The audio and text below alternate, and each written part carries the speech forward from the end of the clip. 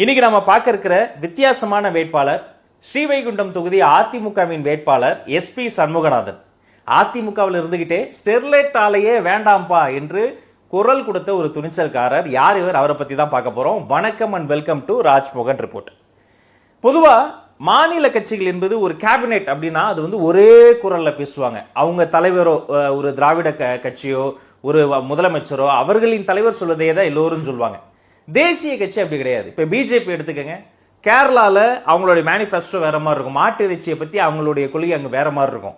ஆனா தமிழ்நாட்டில் அதே விஷயம் வேற மாதிரி இருக்கும். காங்கிரஸ் எடுத்துக்கங்க, கர்நாடகாவில் ஒரு மாதிரி பேசுவோம், தமிழ்நாட்டில் அதே விஷயத்துல வேற மாதிரி பேசுவாங்க. அந்தந்த மாநிலத்தின் நலன் சார்ந்து அந்தந்த மாநிலங்களில் தேசிய கட்சியின் குரல் இருக்கும். ஆனா தமிழ்நாட்டில் அப்படி கிடையாது. மாநில கட்சிகள் வந்து எப்போதுமே அப்படியே ஒரு மந்தை மனப்பான்மையில இருப்பாங்க.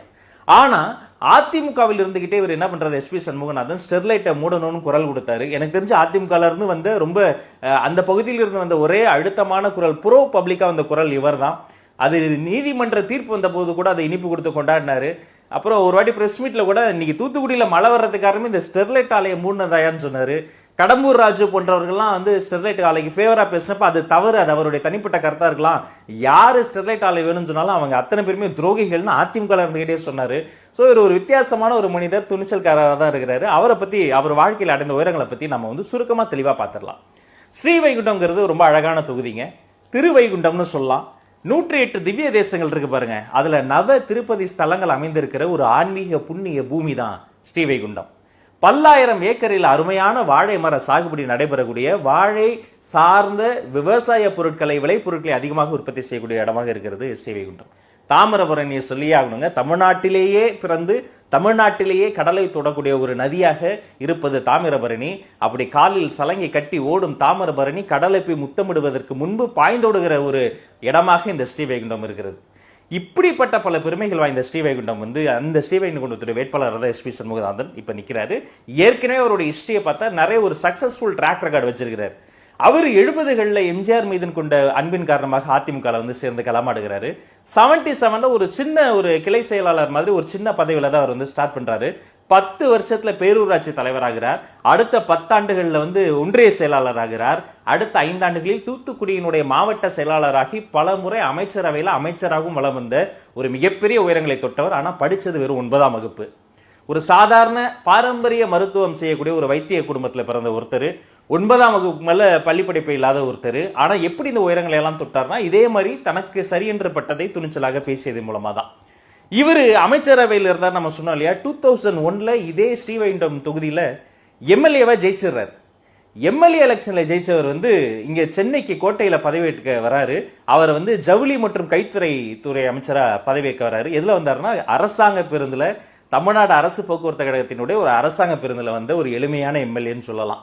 பொதுவாக ஒரு முனிசிபல் கவுன்சிலர் எலெக்ஷன்ல ஜெயிச்சாலே ஏதோ கவர்மெண்ட் கான்வாய் மாதிரி 10 ஸ்கார்பியோ கார்ல பறந்து வர்றது, வேன்ல தொங்கிக்கிட்டு வர்றது, அப்படிப்பட்ட காட்சிகளை தான் தமிழ்நாட்டு அரசியல பார்த்துருக்கிறோம். ஆனா இவர் ஸ்ரீவைகுண்டம் எம்எல்ஏ எலெக்ஷன்ல ஜெயிச்சு மினிஸ்டரா பதவி எடுக்கிறதுக்கே கவர்மெண்ட் பஸ்ல வந்து மிகவும் எளிமையான ஒருத்தர், பொதுமக்களால, அவர் தொகுதி மக்களால அன்போடு அண்ணாச்சி என்று அழைக்கப்படக்கூடிய ஒருத்தரா இருக்கிறாரு.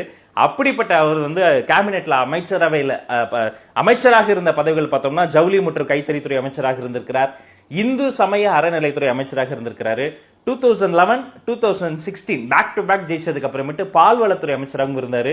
ஆனா பொதுவாகவே ஜெயலலிதா அவர்களுடைய அமைச்சரவையில அமைச்சர்கள் பந்தாடப்படுவது வந்து எப்பவுமே வாடிக்கை. அதை பத்தி கூட நம்ம ஒரு வீடியோல எத்தனை முறை பந்தாடப்பட்டிருக்கிறாங்கன்னு சொல்லியிருக்கிறோம். அப்படி கடைசி காலத்துல அமைச்சரவையில இருந்து அவர் விடுவிக்கப்பட்டிருந்தார். ஆனால் அதன் பிறகும் தொடர்ச்சியாக இபிஎஸ் ஓபிஎஸ் அவர்களினுடைய தலைமை குறித்து, அதிமுகவினுடைய நிலைமை குறித்து வெளிப்படையாக பேசிய மனிதர்கள் இவரும் ஒருத்தர். நீங்க வந்து அரசாங்கத்தை நடத்திடலாம், ஆனா மக்கள் மத்தியில கட்சி எப்படி நடத்திக்கிட்டு இருக்கிறீங்கன்னு வெளிப்படையாக பேசக்கூடிய ஒரு மனிதராக இருந்தார். ஸ்டெர்லைட் இஷ்யூல ப்ரோ பப்ளிக்கா செயல்பட்ட, ப்ரொடெஸ்டர்ஸா செயல்பட்ட ஒரே ஒரு அரசியல் தலைவர் அதிமுக ஃப்ரண்ட்ல அவராக தான் இருக்கிறார். அது மட்டும் இல்ல, இவர் மக்களுக்காக, அந்த தொகுதி மக்களுக்காக செய்த வளர்ச்சி பணிகளும் ஒரு பெரிய பட்டியல் தராரு. அது மேனிஃபெஸ்டோலையும் சொல்லியிருக்கிறாரு. நிறைய மேம்பாலங்கள் கட்டியிருக்கிறாரு, நிறைய ஆற்றுக்கு குறுக்கே தடுப்பணைகள் கட்டியிருக்கிறாரு, நிறைய திட்டங்கள், செயல் திட்டங்கள் வைத்திருப்பதாகவும் சொல்றாரு. ஆனா ஒரு 9ஆம் வகுப்பு படித்த ஒருவர் எப்படி தொடர்ச்சியாக மக்கள் மன்றத்தில் ஜெயித்துக் கொண்டே வருகிறார் என்று பார்க்கிற பொழுது அவருடைய வாழ்க்கையிலிருந்து நம்ம ஒண்ணு கத்துக்கலாம். ஃபர்ஸ்ட் திங் என்னன்னா லாயல்டி. இவரு ஒரு சின்ன ஒரு கிளை செயலாளர் அந்த பதவியிலிருந்து ஆரம்பித்து படிப்படியாக வளர்ந்து பேரூராட்சி தலைவர், ஒன்றிய செயலாளர், மாவட்ட செயலாளர் வரைக்கும் வந்தாரு. இவருடைய மாவட்ட செயலாளர் பதவி, இவருடைய அமைச்சர் பதவியை பறித்து தான் அனிதா ராதாகிருஷ்ணன் வந்து தூத்துக்குடி மாவட்ட செயலர் ஆனாரு.